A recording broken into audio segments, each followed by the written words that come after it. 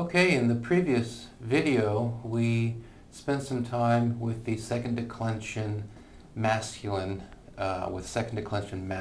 nouns. And this is a screen that we looked at last time.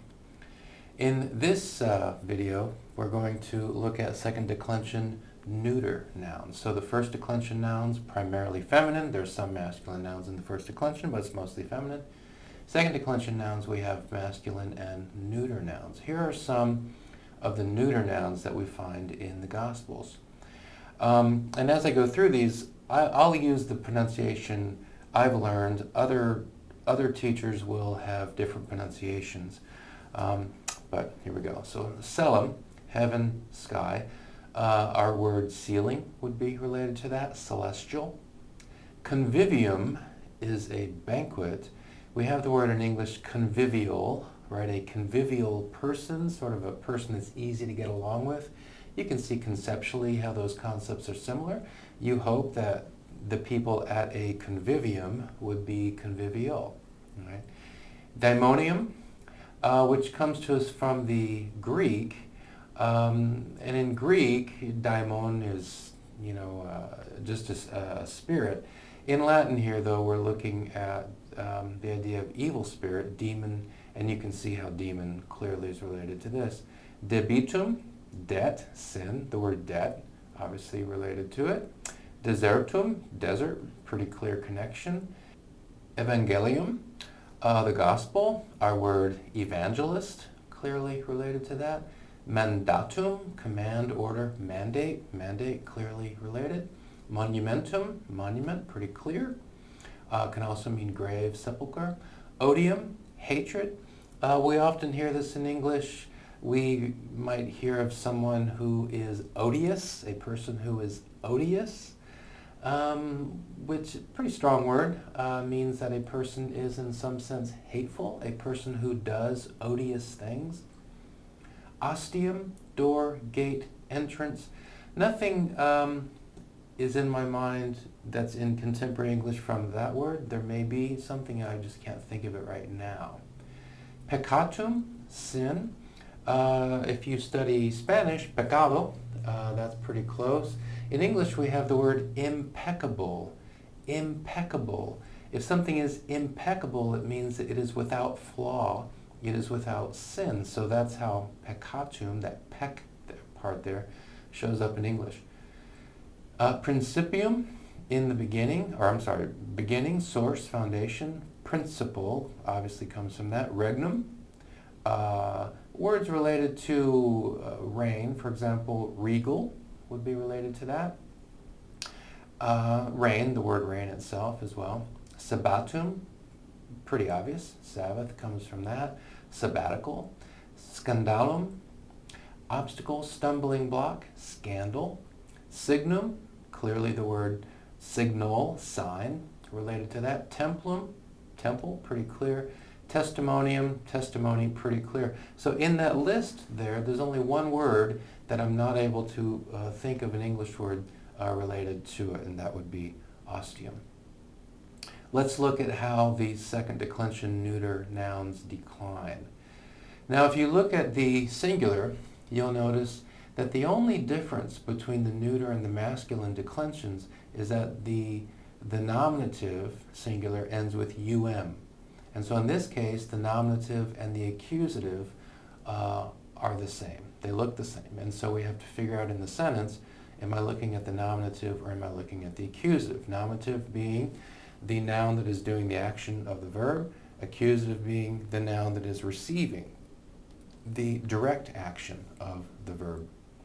We look over at the plural, and here you can see how things can get complicated because verba, that a ending, well, that looks like the singular nominative case of the first declension, right? So there are these details that we're going to have to pay attention to. We see the accusative here in this case also ends with an a.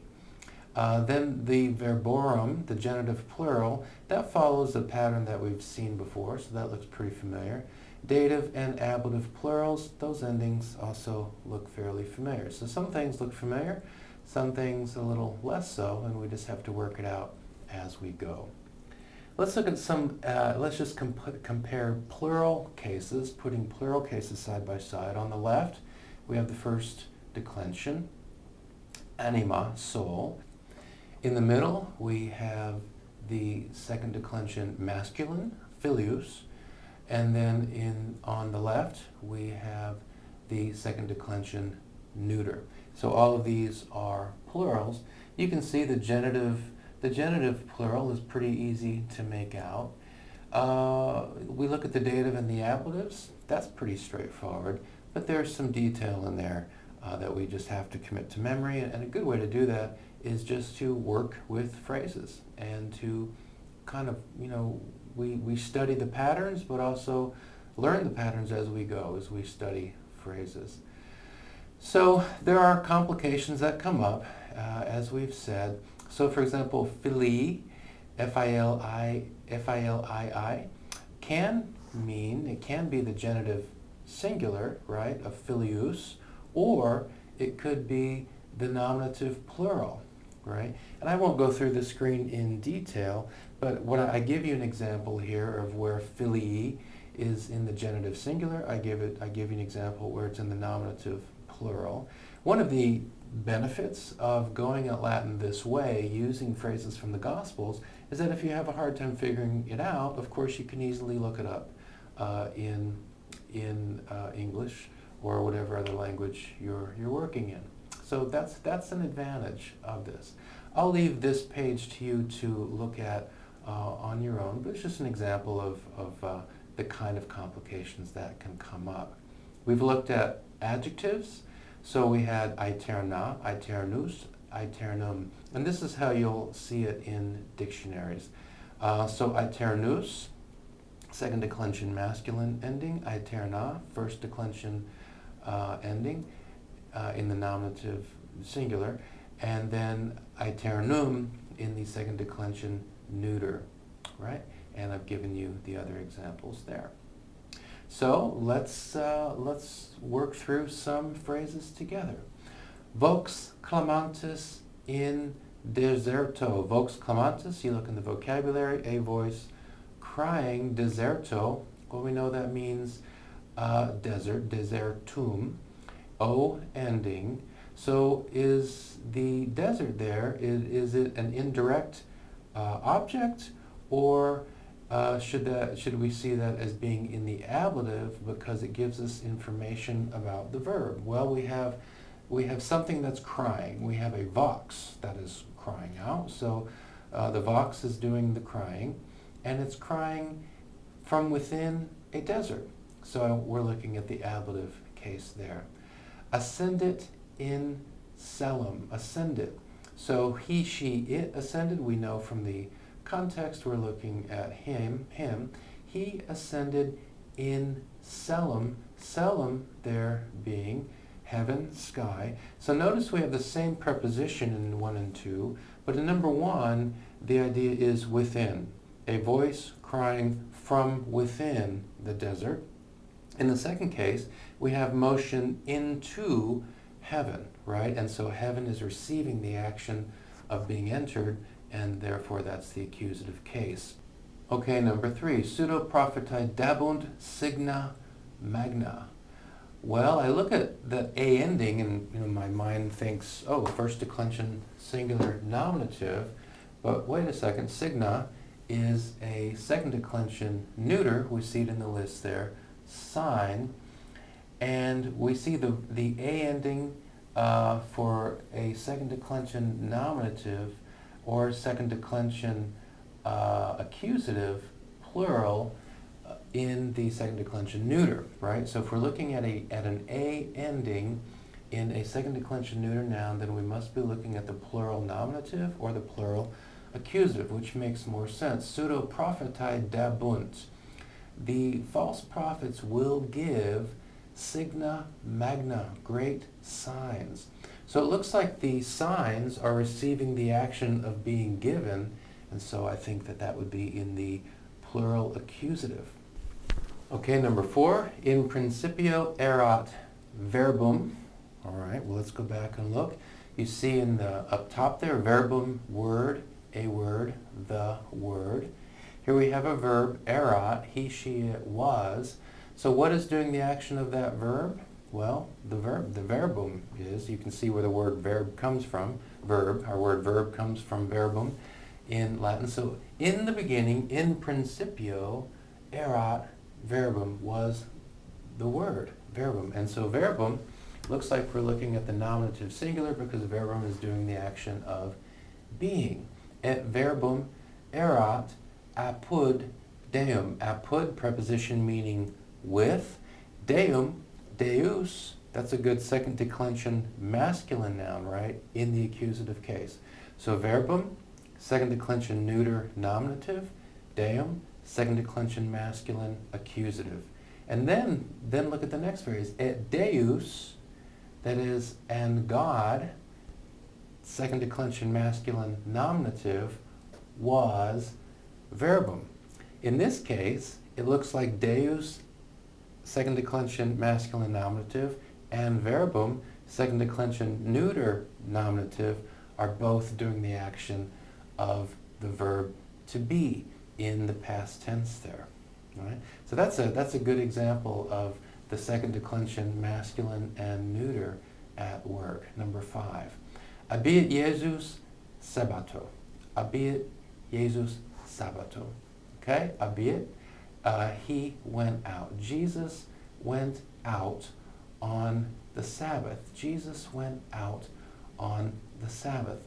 I don't see that Sabbato there is receiving indirect action, so I think we must be getting information about that verb going out.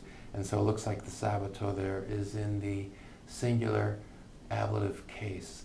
Manducabit panem in regno Dei. Okay? So he, she, or it will eat bread, panem, he, she, or it will eat bread in regno Dei. Now look at number 4, right? We have Deum, Deus, Dei, Dei, genitive singular, right? Genitive singular, second declension masculine.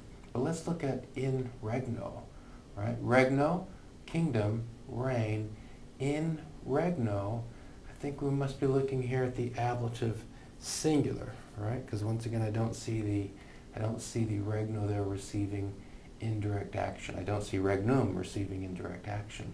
So they will eat bread within the kingdom of God. Non intravit in regnum solorum.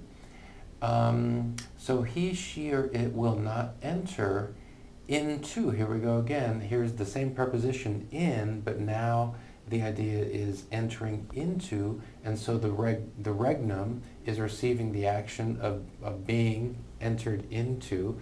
So we're looking at the accusative there, but then look at solorum. Non intravit in regnum solorum. Non intravit in regnum solorum.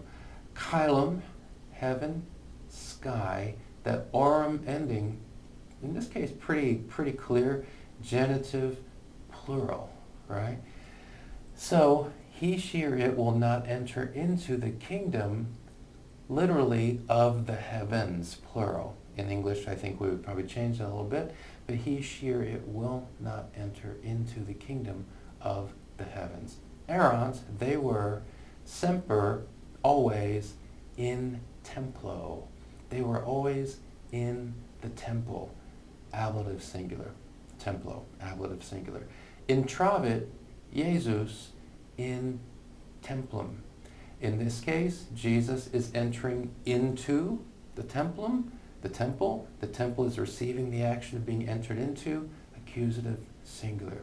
Daimonium non habeo. I do not have a demon. I do not have a demon.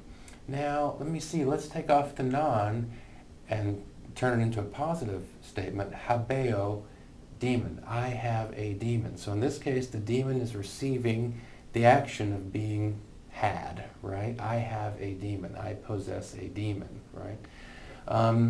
Well, we put the noun there, but I think we're looking there at the accusative singular. Fecit convivium magnum. Fecit, he, shear it, made. We know from the context, he. He made something. What did he make? He made a convivium, right? So convivium could be nominative singular. It could be accusative singular. The ending tells us that.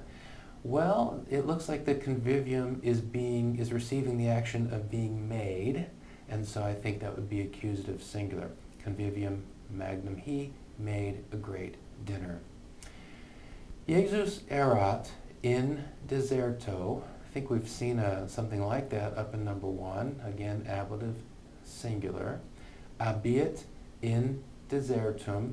We've seen this sort of thing before. So he went out into, in this case, the preposition in would be into desertum. So the desertum, accusative singular, receiving the action of being walked into. Mandatum novum do. Remember dare, that first conjugation verb there, dare, do, I give. What do I give? I give a mandatum. I give a mandatum. I give a command, I give an order, I give a mandate, novum, new. I give a new order, a new mandate. Mandate is receiving the action of being given, accusative singular. Scandalum es mihi. Es, you are. This is Jesus talking to Peter. You are a scandal to me. You are a stumbling block to me. Well, we have the verb es, you are, right? Well, who or what is doing the action of that verb to be there, of sum in Latin? It's Peter, we know from the context, and Peter is, in this case, a stumbling block. Peter is, in this case, a scandal. So I think we're looking at the nominative singular there. Predicate evangelium. Predicate evangelium. There's that imperative, right? Predicare, a good first conjugation verb, to preach. Predico, I preach, I predict. I think it can also be. Predicate evangelium. So the evangelium is receiving the action of being preached, accusative singular. Okay, number 17. Querabant falsum testimonium. They were seeking false testimony. And so we have the verb there. They're seeking something. What are they seeking? Well, they're seeking testimonium. And so testimonium looks to me like it's receiving the action of being sought, and therefore that would be in the accusative case, and then the adjective falsum goes along with it. So they were seeking false testimony. Hoc est maximum et primum mandatum. Hoc, this, est, is, maximum, the greatest, et primum, and the first, mandatum, the mandate, the law. So we have the verb est. Okay, this is the greatest and first mandatum. So we have the noun there, mandatum. We have the verb sum, in this case as est. And so it looks like mandatum is doing the action of being, and so I think we're looking at mandatum in the nominative singular. This is the great and first mandate. Right? This is the greatest and first command. Okay? All right. So I'll leave that there, and we'll see you again soon.